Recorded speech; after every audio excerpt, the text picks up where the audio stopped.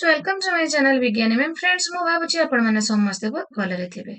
Friends last video रे हमें discussion करथिले आपणकर जो माने ओटीटी दियंतु कि जूनियर टीचर दियंतु आपणकर सोशल स्टडीज रो यूनिट 3 इभालुएशन चैप्टर इभालुएशन रो कंप्लीट थ्योरी मु ऑलरेडी आपण मानक पाखको नै आसीथिली जो माने आज मो चैनल रे नुवा अछंती से मानक देखिबा पई मु कमेंट रे सोशल स्टडी प्लेलिस्ट पिन कर देबी तो आपण माने से सोशल स्टडीज आपणकर प्लेलिस्ट रु सोशल स्टडीज रो जो तीनोटी थ्योरी तीनोटी एमसीक्यू मु अपलोड करिछि कंप्लीट तीनोटी यूनिट रो थ्योरी तीनोटी यूनिट रो एमसीक्यू आपण इजीली देखि पारिबे एंड से प्लेलिस्ट रे आपण मानक पई गोटे इंपोर्टेंट वीडियो अछि जोटा कि ओनली टीएलएम बेस्ड आपणकर social studies T without TLM रे आदौ भी संभव नहे आपण भाबिबे केमिति देखंतु हिस्ट्री जते बेले आपण क्लास करूचंती आपण टाइमलाइन को निश्चय यूज करबा को पड़िबो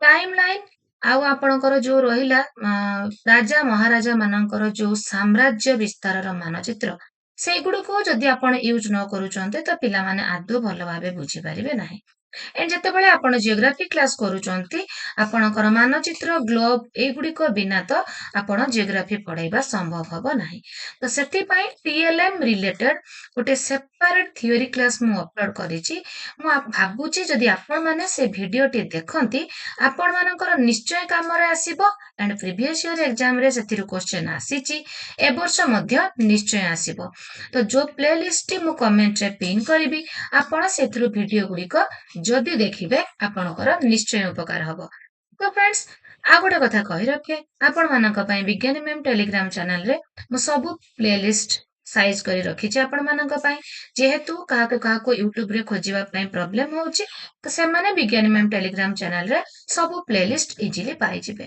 तो एबे फ्रेंड्स हमें सबुटो इंपोर्टेंट सोशल स्टडी इवैल्यूएशन रो एमसीक्यू स्टार्ट करबा निर्दिष्ट पाठ एकक पढ़ा गला परे शिक्षार्थी मानक आशाजनक आचरणगत परिवर्तन होइछि कि नाही ताहा केउ मूल्यांकन जानि हबो देखंतु फ्रेंड्स आमे चारोटी मूल्यांकन कथा हमें डिस्कशन करिथिले आपणकर गठनात्मक मूल्यांकन समाप्ति सूचक मूल्यांकन नैदानिक मूल्यांकन एंड स्थानीकरण बा व्यवस्थापक मूल्यांकन गठनमूलक मूल्यांकन कोन आपणकर गोटे प्रसंग कि दुईटी प्रसंग पढ़ी सारिबा परे आपण श्रेणी प्रकोष्ठ मध्यरे अनौपचारिक ढंगरे जो मूल्यांकनटी करती ताहा गठनमूलक मूल्यांकन बा आपणकर फॉर्मेटिव असेसमेंट एंड वर्ष शेषरे गोटे श्रेणी शेषरे श्रेणी प्रमोशन पाई सर्टिफिकेट हासिल करिबा पाई जो मूल्यांकनटी करती ताहा आपणकर समाप्ति सूचक मूल्यांकन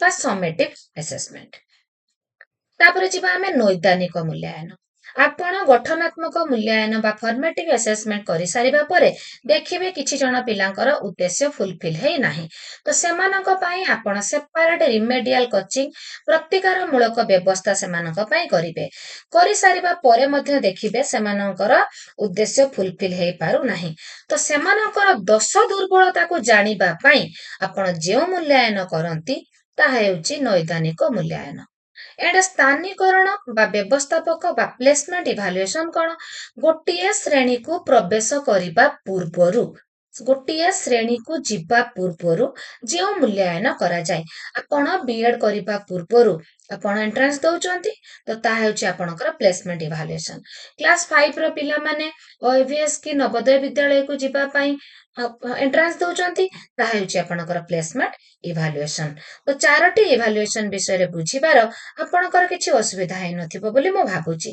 तो आपण मानको आहुरी अधिक क्लियर करिबा पई मो कहि दउचे देखंतु आपणकर श्रेणी निर्दिष्ट श्रेणी को प्रवेश करिबा पूर्वरु जे मूल्यांकन करा जाय ताहा स्थानीकरण बा व्यवस्थापक बा प्लेसमेंट इवैल्यूएशन श्रेणी मध्यरे पाठ दान समय रे निर्दिष्ट पाठ एकक बा निर्दिष्ट पाठ प्रसंग सरिबा परे जे मूल्यांकन करा जाय ताहा गठनमूलक मूल्यांकन गोटिए श्रेणी रो शेषरे नुआ श्रेणी प्रमोशन निमंते जे मूल्यांकन करा जाय ताहा समाप्ति सूचक मूल्यांकन तो तीनोटी मूल्यांकन आपण निश्चय बुझी पारिथिबे एंड पिलाकर दोष दुर्बलता को जानिबा पई नैदानिक मूल्यांकन करा जाय तो एठी रहिला ନିର୍ଦ୍ଦିଷ୍ଟ ପାଠ ଏକକ ପଢାଗଲା ପରେ ନିର୍ଦ୍ଦିଷ୍ଟ ପାଠ ଏକକ ପଢାଗଲା ପରେ ନିର୍ଦ୍ଦିଷ୍ଟ ପାଠ ପ୍ରସଙ୍ଗଟି ପଢେଇବା ପରେ ପିଲାଙ୍କର ଯୋଉ ଡେଭଲପମେଣ୍ଟ କେତେ ହେଇଛି, କେତେ ଉପଲବ୍ଧି ପିଲାମାନେ କରିଛନ୍ତି ଜାଣିବା ପାଇଁ କରାଯାଏ ଗଠନାତ୍ମକ ମୂଲ୍ୟାୟନ ବା ଫର୍ମେଟିଭ ଆସେସମେଣ୍ଟ। ନେକ୍ସଟ କ୍ୱେଶ୍ଚନ କୁ ଯିବା। ଶିକ୍ଷାର୍ଥୀର କୌଣସି ବିଷୟରେ ଦୋଷ ଦୁର୍ବଳତା ଜାଣିବା ପାଇଁ ଯେଉଁ ମୂଲ୍ୟାୟନ କରାଯାଏ ତାହାକୁ କଣ କହନ୍ତି? ନୈଦାନିକ ମୂଲ୍ୟାୟନ, ଗଠନମୂଳକ ମୂଲ୍ୟାୟନ, ସମାପ୍ତି ସୂଚକ ମୂଲ୍ୟାୟନ, ସ୍ଥାନକରଣ ମୂଲ୍ୟାୟନ।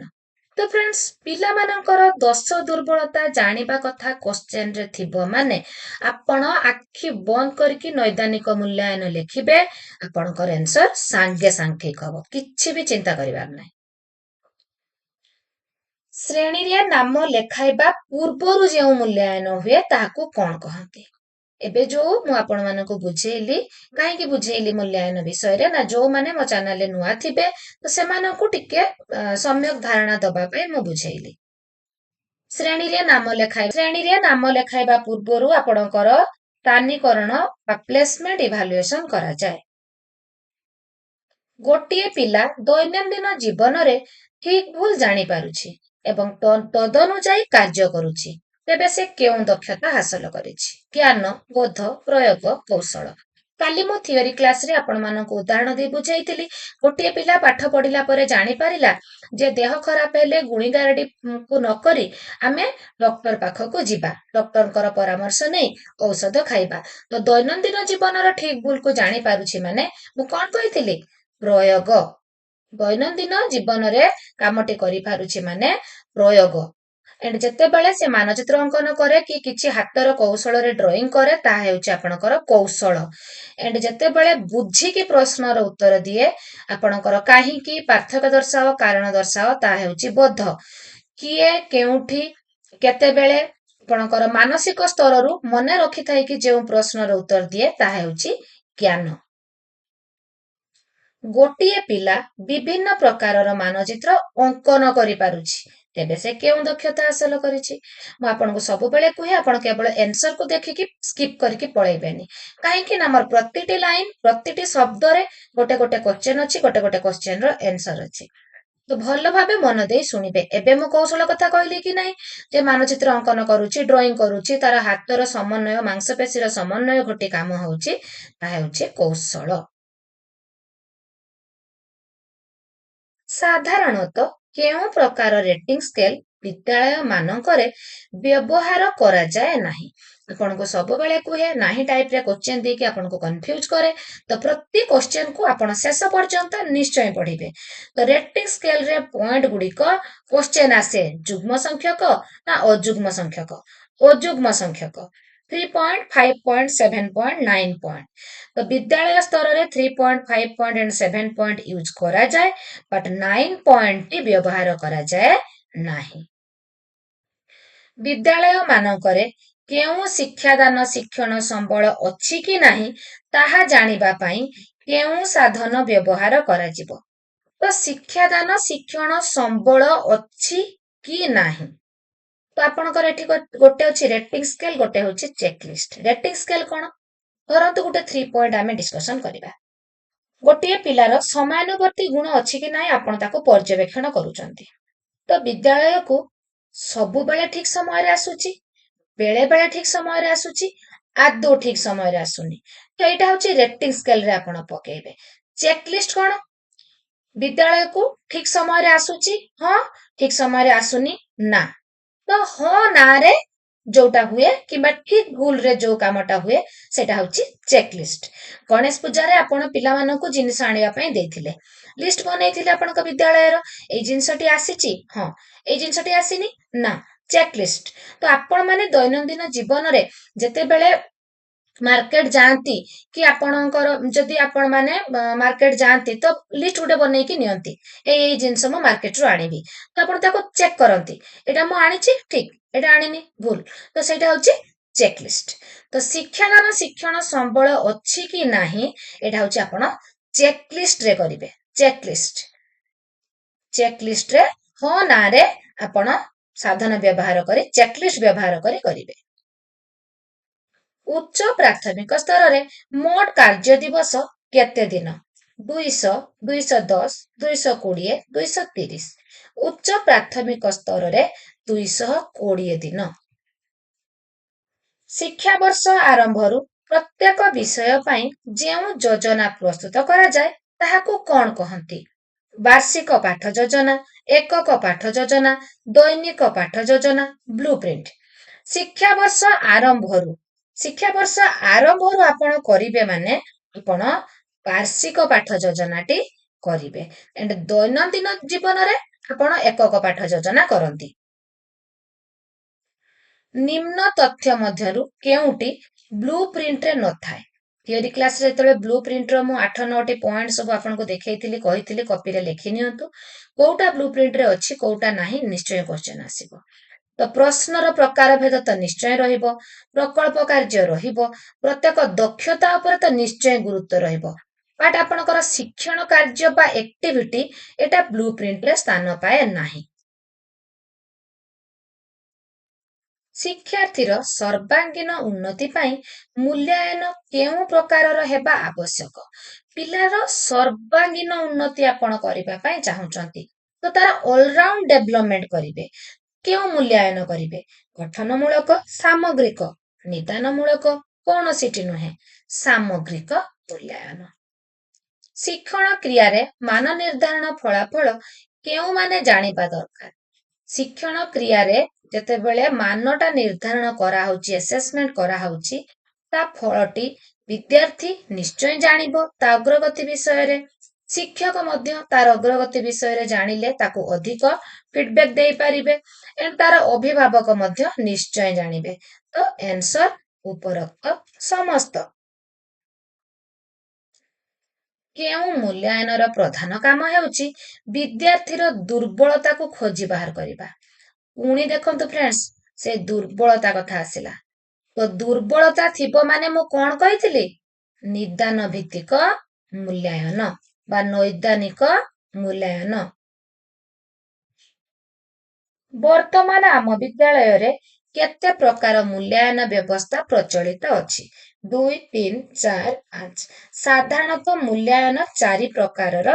ଆପଣଙ୍କର ଗଠନମୂଳକ, ସମାପ୍ତି ସୂଚକ, ନୈଦାନିକ ଏଣ୍ଡ ବ୍ୟବସ୍ଥାପକ। ବଟ୍ ଆମ ବିଦ୍ୟାଳୟ ମାନଙ୍କରେ ବର୍ତ୍ତମାନ ସମୟରେ 2ଟି ୟୁଜ କରାଯାଉଛି, ଗଠନମୂଳକ ବା ଫର୍ମେଟିଭ, ଆପଣଙ୍କର ସମାପ୍ତି ସୂଚକ ବା ସमेଟିଭ। ନିମ୍ନୋକ୍ତ ଗୁଡ଼ିକ ମଧ୍ୟରୁ କେଉଁଟି ଏକ ଉତ୍ତମ ପ୍ରଶ୍ନର ଗୁଣ? ଉତ୍ତମ ପ୍ରଶ୍ନର ଗୁଣ ହେଉଛି କୋଉଟା? ତ ପ୍ରଶ୍ନଟି ସରଳ ଓ କ୍ଷୁଦ୍ର ହେବ, ପ୍ରଶ୍ନରେ ବ୍ୟବହୃତ ଭାଷା ସରଳ ଓ ବୋଧଗମ୍ୟ ହେବ, ପ୍ରଶ୍ନର ଉତ୍ତର ନିର୍ଦ୍ଦିଷ୍ଟ ହେବ, ଉପରୋକ୍ତ ସମସ୍ତ। ତ ଫ୍ରେଣ୍ଡସ୍, ଏବେ ଆମେ ଡିସ୍କସନ କରିବା।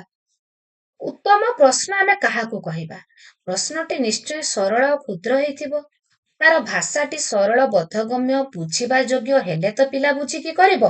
ଏଣେ ପ୍ରଶ୍ନର ଉତ୍ତର ନିର୍ଦ୍ଦିଷ୍ଟ ହଉଥିବ, ଉପରୋକ୍ତ ସମସ୍ତ। ପରୀକ୍ଷଣ ନକ୍ସା କେତେ ମାତ୍ରିକ ହୋଇଥାଏ? 3, 4, 5, 6। ନକ୍ସା ମାନେ ବ୍ଲୁପ୍ରିଣ୍ଟ। ଆଗରୁ ଦ୍ୱିମାତ୍ରିକ ଥିଲା, ବର୍ତ୍ତମାନ ତ୍ରିମାତ୍ରିକ। ତିନୋଟି ମାତ୍ରିକ ହୋଇଥାଏ। କେତେ ପ୍ରକାର ଉତ୍ତର ଯୋଗାଣ ପ୍ରଶ୍ନ ଅଛି? ଯୋଗାଣ ପ୍ରକାର ପ୍ରଶ୍ନ କାଲି କହିଥିଲି କି ନାଇଁ? କେତେ ପ୍ରକାର ଯୋଗାଣ ପ୍ରକାର ପ୍ରଶ୍ନ ଅଛି? 2, 3, 4, 5। 4 ପ୍ରକାର ଯୋଗାଣ ପ୍ରଶ୍ନ ଅଛି। ଯୋଉମାନେ ମୋର ସେ ଥିଓରି କ୍ଲାସଟି ଦେଖି ନାହାନ୍ତି, ଆପଣ ଯଦି ଦେଖି ଦଉଛନ୍ତି ଆହୁରି ଇଜିଲି ଆପଣ ମାନେ କରିପାରିବେ। ନିମ୍ନୋକ୍ତ ମଧ୍ୟରୁ କେଉଁଟି ସାଦୃଶ୍ୟ ପ୍ରକାର ପ୍ରଶ୍ନର ଉଦାହରଣ? ସାଦୃଶ୍ୟ, ନିର୍ଣ୍ଣୟାତ୍ମକ, ଆପଣଙ୍କର ବର୍ଗୀକରଣ, ଉତ୍ତର ମନୋନୟନ ମୂଳକ, ବହୁ ବିକଳ୍ପ, ଦ୍ୱିବିକଳ୍ପ, ଶୂନ୍ୟସ୍ଥାନ ପୂରଣ, ସତ୍ୟାସତ୍ୟ ପ୍ରଶ୍ନ ସବୁ ଡିସ୍କସନ କରିଥିଲେ କି ନାହିଁ ଆମେ ଥିଓରି କ୍ଲାସରେ? ତ ସାଦୃଶ୍ୟ ପ୍ରକାର ପ୍ରଶ୍ନ କୋଉଟା? ମାନଚିତ୍ରରେ ଦିଲ୍ଲୀ, କଲିକତା ଦେଖାଅ। ଓଡ଼ିଶାର ରାଜଧାନୀ କେଉଁଠାରେ ଅବସ୍ଥିତ? ଓଡ଼ିଶାର ଦୀର୍ଘତମ ନଦୀର ନାମ କଣ? ଓଡ଼ିଶା, ଓଡ଼ିଆ, କେରଳ କଣ? ଏଇଟା ହଉଛି ସାଦୃଶ୍ୟ ପ୍ରକାର ପ୍ରଶ୍ନ। ମେଳକ ପ୍ରଶ୍ନର ବିଷୟବସ୍ତୁ କେତୋଟି ସ୍ତମ୍ଭର ଦେଖାଯାଏ? ମେଳକ ପ୍ରଶ୍ନରେ 2ଟି ସ୍ତମ୍ଭରେ, କ ସ୍ତମ୍ଭ, ଖ ସ୍ତମ୍ଭ 2ଟି ସ୍ତମ୍ଭରେ ରୁହେ, ବଟ୍ ଦ୍ୱୈତ ମେଳକ ପ୍ରଶ୍ନରେ 3ଟି ସ୍ତମ୍ଭରେ ରୁହେ। ବସ୍ତୁନିଷ୍ଠ ପ୍ରଶ୍ନ ଗୁଡିକ ମଧ୍ୟରୁ କେଉଁଟି ସବୁଠାରୁ ଉତ୍କୃଷ୍ଟତମ? ସବୁ ଯୋଉ ବସ୍ତୁନିଷ୍ଠ ପ୍ରଶ୍ନ ଆମେ ଆଲୋଚନା କରିଥିଲେ, ମେଳକ, ବହୁ ବିକଳ୍ପ, ସମାପନ, ଦି ବିକଳ୍ପ, ଶୂନ୍ୟ ସ୍ଥାନ ପୂରଣ, ଏଗୁଡିକ ସବୁ ଯୋଉ ଆମେ ଡିସ୍କସନ କରିଥିଲେ, ସବୁଠୁ ସର୍ବୋତ୍ତମ ହେଉଛି ବହୁ ବିକଳ୍ପ, ଯୋଉଟା ଆପଣ ମାନେ OTET ରେ ଦେବେ କି JET ରେ ଦେବେ। ବହୁ ବିକଳ୍ପ, ମଲ୍ଟିପୁଲ ଚଏସ୍, 4 ରୁ 5ଟି ବିକଳ୍ପ ଥାଏ। ବହୁ ବିକଳ୍ପ ପ୍ରଶ୍ନର ଭୁଲ ବିକଳ୍ପକୁ କଣ କୁହାଯାଏ? ମୁଁ ଲାଷ୍ଟରେ କହିଥିଲି, ସବୁ ବହୁ ବିକଳ୍ପ ପ୍ରଶ୍ନରେ ଗୋଟିଏ ଠିକ ଉତ୍ତର, 3ଟି ଭୁଲ ଉତ୍ତର ଥାଏ। 3ଟି ଭୁଲ ଉତ୍ତରକୁ କଣ କହନ୍ତି? ବିକ୍ଷେପକ କୁହନ୍ତି। ବିକ୍ଷେପକ। ଏଣ୍ଡ କ ସ୍ତମ୍ଭ ଖ ସ୍ତମ୍ଭର ଯୋଉ ତଳକୁ ଯୋଉ ଶବ୍ଦ ଗୁଡିକ ଲେଖା ଯାଇଥାଏ ତାକୁ ଏକାଂଶ କହନ୍ତି। ମେଳକ ପ୍ରଶ୍ନର ଅନ୍ୟ ନାମ କଣ? ସମାପନ, ସମସମ୍ବନ୍ଧୀ, ବର୍ଗୀକରଣ, ଦି ବିକଳ୍ପ। କଣ କହନ୍ତି? ସମସମ୍ବନ୍ଧୀ। ସମ୍ବନ୍ଧ ଥିବା ଆପଣଙ୍କର ଜିନିଷକୁ, ନାମକୁ ଆପଣ ମ୍ୟାଚ୍ କରନ୍ତି। କେଉଁ ପ୍ରଶ୍ନ ଦ୍ୱାରା ବହୁ ପ୍ରକାର ଶିକ୍ଷଣ ଉଦ୍ଦେଶ୍ୟ ମାପିବା ସମ୍ଭବ ହେଇଥାଏ? ମେଳକ, ସମାପନ, ବହୁ ବିକଳ୍ପ, ଦି ବିକଳ୍ପ।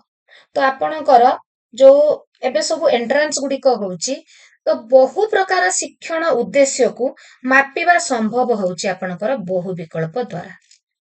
ପ୍ରସ୍ତୁତ କରିବା ପାଇଁ ଅଧିକ ସମୟ ଲାଗୁଥିବା ପ୍ରଶ୍ନ। ପ୍ରସ୍ତୁତ କରିବା ପାଇଁ ଅଧିକ ସମୟ ଲାଗେ କୋଉଟା? ବହୁ ବିକଳ୍ପ, ସମାପନ, ଦି ବିକଳ୍ପ, ସାଦୃଶ୍ୟ। ଯେହେତୁ ବହୁ ବିକଳ୍ପ ପ୍ରଶ୍ନରେ 4ଟି ବିକଳ୍ପ ଦେବାକୁ ପଡେ, ତ ପ୍ରସ୍ତୁତ କରିବା ପାଇଁ ସମୟ ଲାଗେ, ଖାତା ଦେଖିବା ପାଇଁ ବା ମୂଲ୍ୟାୟନ କରିବା ପାଇଁ କମ ସମୟ ଲାଗେ। ଏଣ୍ଡ ଏଥିରେ ବ୍ୟକ୍ତିନିଷ୍ଠତା ଗୁଣ ରୁହେ ନାହିଁ। ଦୀର୍ଘ ଉତ୍ତର ମୂଳକରେ ବ୍ୟକ୍ତିନିଷ୍ଠତା ଗୁଣ ରୁହେ। ପ୍ରବେଶିକା ପରୀକ୍ଷା କେଉଁ ଶ୍ରେଣୀର ମୂଲ୍ୟାୟନ? 2013ରେ ଆସିଥିଲା। ପ୍ରବେଶିକା ଯୋଉ ଏଣ୍ଟ୍ରାନ୍ସ ଦଉଛନ୍ତି, ସମଷ୍ଟିଗତ, ଗଠନମୂଳକ, ନୈଦାନିକ, ସ୍ଥାନୀକରଣ। ସ୍ଥାନୀକରଣ, ବ୍ୟବସ୍ଥାପକ, ବ୍ୟବସ୍ଥାନ ବା ପ୍ଲେସମେଣ୍ଟ ଇଭାଲୁଏସନ ହଉଛି ପ୍ରବେଶିକା ପରୀକ୍ଷା। ଗୋଟେ ଶ୍ରେଣୀକୁ ପ୍ରବେଶ କରିବା ପୂର୍ବରୁ, ଗୋଟେ କୋର୍ସରେ ଆଡମିସନ ନବା ପୂର୍ବରୁ ଯେଉଁ ମୂଲ୍ୟାୟନ ହୁଏ। କେଉଁଟି ତ୍ରିମାତ୍ରିକ ବ୍ଲୁ ପ୍ରିଣ୍ଟର ପରିସରଭୁକ୍ତ ନୁହେଁ? ତ୍ରିମାତ୍ରିକ ବ୍ଲୁ ପ୍ରିଣ୍ଟରେ ପ୍ରଶ୍ନର ପ୍ରକାର ରହିବ, ଉଦ୍ଦେଶ୍ୟ ରହିବ, ବିଷୟବସ୍ତୁ ରହିବ, ଶିକ୍ଷଣ ସ୍ତର ରହିବ ନାହିଁ। ତ ଆପଣଙ୍କର ଆନ୍ସର ହେଇଯିବ ଡି, ଶିକ୍ଷଣ ସ୍ତରଟି ରହିବ ନାହିଁ। ଶିକ୍ଷଣ ମାନ ନିର୍ଦ୍ଧାରଣ ନିମନ୍ତେ କେଉଁଟି ଏକ ସାଧନୀ ନୁହେଁ? ସାଧନୀ କଣ, କୌଶଳ କଣ? କାଲି ମୁଁ ଥିଓରି କ୍ଲାସରେ କହିଥିଲି। ଆପଣ ଗାଡି ସଜେଇବା ପାଇଁ ଗଲେ, ଆପଣଙ୍କର ଗାଡି ମେକାନିକ ଯୋଉ ଉପାୟରେ ଆପଣଙ୍କ ଗାଡିଟି ସଜେଇଲା ତାହା ହେଉଛି କୌଶଳ ବା ଟେକ୍ନିକ। ଏଣ୍ଡ ଯୋଉ ଯନ୍ତ୍ରପାତି ୟୁଜ କଲା ତାହା ଟୁଲସ ବା ସାଧନୀ। ତ ଆପଣ ଗୋଟେ ପିଲାକୁ ପର୍ଯ୍ୟବେକ୍ଷଣ ବା ପରୀକ୍ଷଣ ମାଧ୍ୟମରେ ଯୋଉ ପରୀକ୍ଷା କଲେ ତାହା ହେଉଛି ଆପଣଙ୍କର ଟେକ୍ନିକ ବା କୌଶଳ। ଏଣ୍ଡ ପରୀକ୍ଷା କରିବା ପାଇଁ ଯୋଉ ପ୍ରଶ୍ନପତ୍ର ନେଲେ, ରେଟିଂ ସ୍କେଲ ନେଲେ, ଚେକଲିଷ୍ଟ ନେଲେ, ପ୍ରଶ୍ନଗୁଚ୍ଛ ନେଲେ, ତାହା ହେଉଛି ଟୁଲସ ବା ସାଧନୀ। ତ ଆପଣଙ୍କର ଏଠି ଏକ ସାଧନୀ ନୁହେଁ କିଏ? ଆପଣଙ୍କର ରେଟିଂ ସ୍କେଲ, ଚେକଲିଷ୍ଟ ଏଣ୍ଡ ପ୍ରଶ୍ନଗୁଚ୍ଛ ଗୋଟେ ଗୋଟେ ସାଧନୀ ବା ଟୁଲସ। ଏଠି ପରୀକ୍ଷଣ ହଉଛି ବା ଗୋଟେ କୌଶଳ ବା ଗୋଟେ ଟେକ୍ନିକ। ତେଣୁ ପରୀକ୍ଷଣଟି ଗୋଟେ ସାଧନୀ ନୁହେଁ। ବହୁ ବିକଳ୍ପ ପ୍ରଶ୍ନ କେଉଁ ପ୍ରକାର ଅଟେ? 2016ରେ ଆସିଥିଲା। ବହୁ ବିକଳ୍ପ, ମଲ୍ଟିପୁଲ ଚଏସ୍, ନିର୍ବାଚନ ମୂଳକ, ସମାପନ ମୂଳକ, ସମ୍ପର୍କ ନିର୍ଣ୍ଣୟାତ୍ମକ, ମେଳକ। ବହୁ ବିକଳ୍ପରେ ଗୋଟେ ଠିକ ଆଉ 3ଟି ଭୁଲ ଆନ୍ସର ଥାଏ। ଏଠି କ୍ୱେଶ୍ଚନ ଆସେ ବହୁ ବିକଳ୍ପରେ କେତୋଟି ବିକଳ୍ପ ଥାଏ? ଲେଖିବେ 4 ରୁ 5ଟି। 4 ରୁ 5ଟି। ଯୋଉଠି ଥିବ 2, 3, 4, ସେଠି ଆପଣ 4 ଲେଖିବେ। ଯଦି 4 ରୁ 5, 2 ରୁ 3 ଦେଇଥିବ, ଆପଣ 4 ରୁ 5 ଲେଖିବେ। ତ ବହୁ ବିକଳ୍ପ ପ୍ରଶ୍ନ କେଉଁ ପ୍ରକାରର ଅଟେ? ନିର୍ବାଚନ ମୂଳକ। ଆପଣ ଭୁଲରୁ ଠିକକୁ ଖୋଜିକି ନିର୍ବାଚନ କରିକି ଠିକ ବିକଳ୍ପକୁ ବାହାର କରନ୍ତି। ବିକ୍ଷେପକ ମାନଙ୍କ ମଧ୍ୟରୁ ଠିକ ଉତ୍ତରକୁ ଆପଣ ନିର୍ବାଚନ କରନ୍ତି। ତ ବହୁ ବିକଳ୍ପ ହଉଛି ନିର୍ବାଚନ ମୂଳକ। ତ ଫ୍ରେଣ୍ଡସ୍, ଏଠି ସିଲେକ୍ଟିଭ କ୍ୱେଶ୍ଚିନ୍ ସବୁ ଆମେ ଡିସ୍କସନ କଲେ। ଯଦି ଆପଣଙ୍କୁ ଭଲ ଲାଗେ, ଲାଇକ୍ ଆଣ୍ଡ କମେଣ୍ଟ କରିବାକୁ ଆଦୌ ବି ଭୁଲିବେ ନାହିଁ। ଯଦି ଚ୍ୟାନେଲରେ ନୂଆ ଅଛନ୍ତି ଏଣ୍ଡ ସବସ୍କ୍ରାଇବ କରିଦଉଛନ୍ତି, OTET ଆଣ୍ଡ ଜୁନିୟର ଟିଚର ଆପଣ ନିଶ୍ଚୟ କ୍ୱାଲିଫାଏ କରିବେ। ଆଜି ପାଇଁ ଏତିକି। Take care.